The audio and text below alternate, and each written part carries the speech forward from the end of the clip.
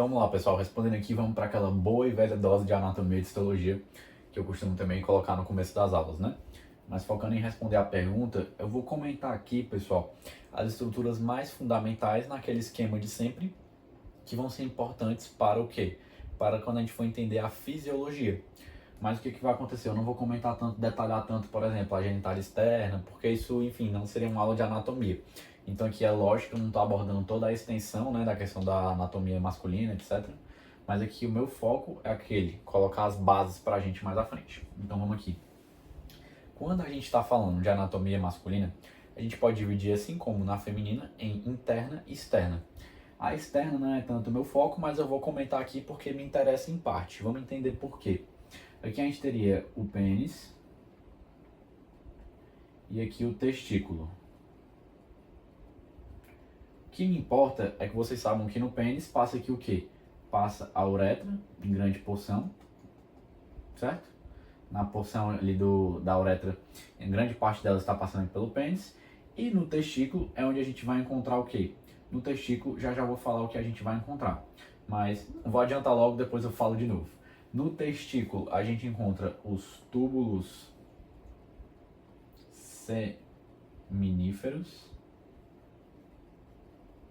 e também um interstício que está ali arrodeando, né? Ou melhor dizendo, ali circundando esses túbulos. Então é isso que a gente vai encontrar no testículo, tudo bem? Então isso aqui é o que me serve hoje da genitália externa. Só vocês entenderem aqui onde está passando a uretra, em grande da sua parte, né? Não é toda a uretra inteira que está passando pelo pênis, mas uma parte dela. E que no testículo nós temos os túbulos seminíferos e um interstício, um tecido circundando esses túbulos seminíferos. Tudo bem? Então indo aqui agora para a parte mais interna da anatomia, falando aqui de maneira bem rápida, só para não deixar passar batido também e aproveitar alguma coisa na fisiologia. Aqui eu coloquei nessa bola BX, né? Abreviação de bexiga, obedecendo nada às proporções anatômicas, mas aqui eu tomei a liberdade artística, poética, para facilitar a explicação. Coloquei só a bexiga para a gente tentar se situar melhor. E eu coloquei essa estrutura vermelha. Essa estrutura vermelha aqui que está repousando sobre o testículo, certo? Não é nada mais, nada menos do que o epidídimo. Tudo bem? Epidídimo, que já vou citar aqui rapidamente, é um local muito importante para a maturação dos espermatozoides, tudo bem? Então, é porque, o que acontece? Aqui a gente tem basicamente um caminho. Aqui digamos que tem os túbulos seminíferos. O epidídimo não é nada mais do que um grande túbulo enrolado, como se fosse uma linha que formou aquele novelo grande. Então o epidídimo é um tubo enrolado, até um tubo muito comprido, um grande comprimento que os livros trazem, tudo bem? O epidídimo, que é aqui um tubo enrolado. Os túbulos seminíferos drenam para o epidídimo, tudo bem? E o epidídimo, por sua vez, tem esse ducto aqui que vai chegar em outro lugar que eu já chego, nessa parte. Mas esse ducto que drena a partir do epidídimo chama-se ducto deferente. Então a gente já sabe que há alguma coisa sendo formada aqui nos túbulos seminíferos. Essa substância passa para o epidídimo, do epidídimo, por sua vez, passa para o ducto deferente, e o ducto deferente vai fazer esse trajeto. Vai ter uma hora que o ducto deferente vai ficar mais espesso. Essa região é chamada de ampola do ducto deferente. Tem uma hora que após acabar aqui a ampola, né, chega essa porção aqui que desemboca basicamente na próstata e segue reto, que se encontra aqui com a uretra que vem da bexiga também, uma parte aqui, um segmento que vem da bexiga, tudo bem? E essa parte aqui pós-ampola chama-se ducto ejaculatório. Quando o ducto ejaculatório se unir com essa parte que vem da bexiga, vai ter a formação da uretra propriamente dita para cá, tá bom? Que é essa uretra que tem a porção prostática, tem as outras porções aqui, mas como eu falei, não é uma aula muito de anatomia. Mas entender que aqui tem um ducto ejaculatório, depois do ducto ejaculatório chegamos na uretra, que eu já até tinha colocado aqui, na porção mais do pênis, e finalmente aqui chegaria aonde? Vou apagar aqui já. A gente chegaria no meio externo. Então a uretra ela é a última etapa de passagem do líquido que é formado, da substância que é formada dos tubos seminíferos para o meio externo. Repetindo, forma-se a substância, a toda essa passagem, a última porção que se passa é a uretra para chegar antes no meio externo. Tudo bem? Pontos importantes. Queria só reforçar essas três estruturas aqui que eu pintei até de preto. O que acontece? Aqui a gente tem, tá com a caneta azul, uma glândula, melhor dizendo, vesícula seminal. Aqui onde passa essa porção da uretra, que é a porção da uretra prostática, já ajudei. Essa outra estrutura aqui seria a próstata. Tudo bem?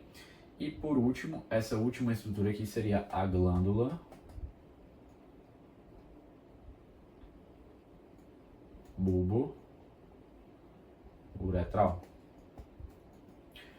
Para não ficar uma aula de anatomia, só fazendo relação aqui e explicando essas coisas, a vesícula seminal e a próstata, eu queria que vocês guardassem só o quê? Que elas ajudam a formar aquela substância que é o próprio sêmen. O sêmen é aquele líquido que é liberado pelo homem após a ejaculação. Então, o sêmen é formado tanto por líquidos secretados aqui pela próstata, pela vesícula seminal, como também pela própria substância formada ali nos tubos seminíferos, que é especialmente os espermatozoides, tá bom? Então, só para deixar isso claro.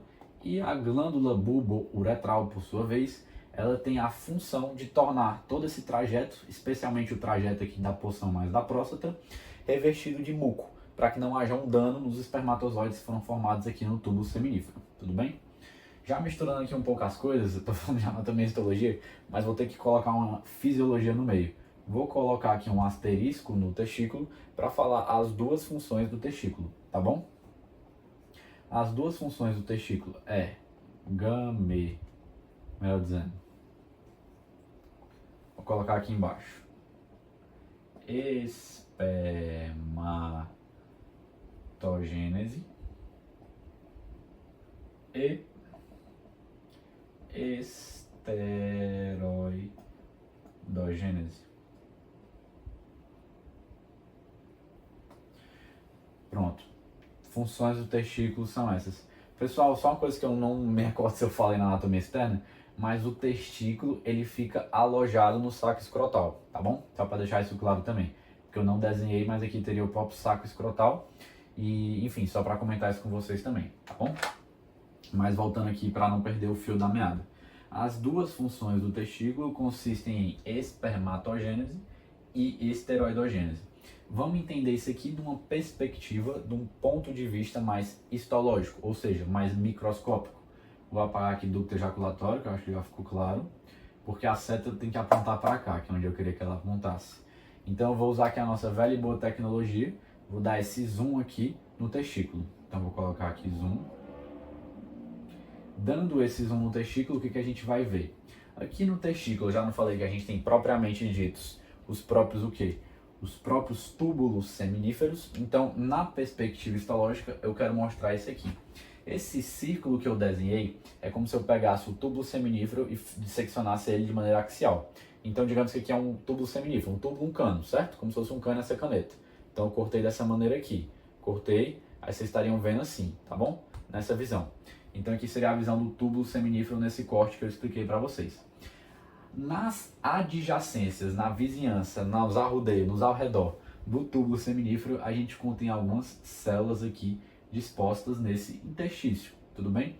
Essas células, chamadas de células intersticiais, são as células de Leydig. Tudo bem? Então, ao redor, fora dos tubos seminíferos, na vizinhança do tubo seminífero, nós temos as células de Leydig. Como elas estão na localização intersticial, são chamadas também de intersticiais. Por fim, falando agora mais do tubo seminífero propriamente dito, é aqui dentro do túbulo seminífero, como eu já até adiantei aqui, que vai haver a produção dos espermatozoides. Então aqui a gente vai ter a produção dos espermatozoides dentro do túbulo seminífero, e para haver essa produção é essencial que haja uma célula de sustentação. Uma célula muito importante. O nome dessa célula é chamada de célula de Sertoli. Sertoli, S de sustentação, eu gosto de lembrar assim, fica a sugestão, tudo bem? As células de Sertoli vão ajudar na espermatogênese, que é uma das funções. Então sobrou qual para as células de Leydig? Precisamente a esteroidogênese. Então as células de Leydig vão participar da esteroidogênese. Como a gente está falando do homem, o homem vai formar o quê? Principalmente androgênios. Também há uma produção de hormônios sexuais femininos como estrogênio, etc. Tem, mas é principalmente, quase que na totalidade, androgênios. Então a célula de Leydig vai formar androgênios. E qual é o principal androgênio que vai ser formado aqui, que a gente está falando? É precisamente a testosterona.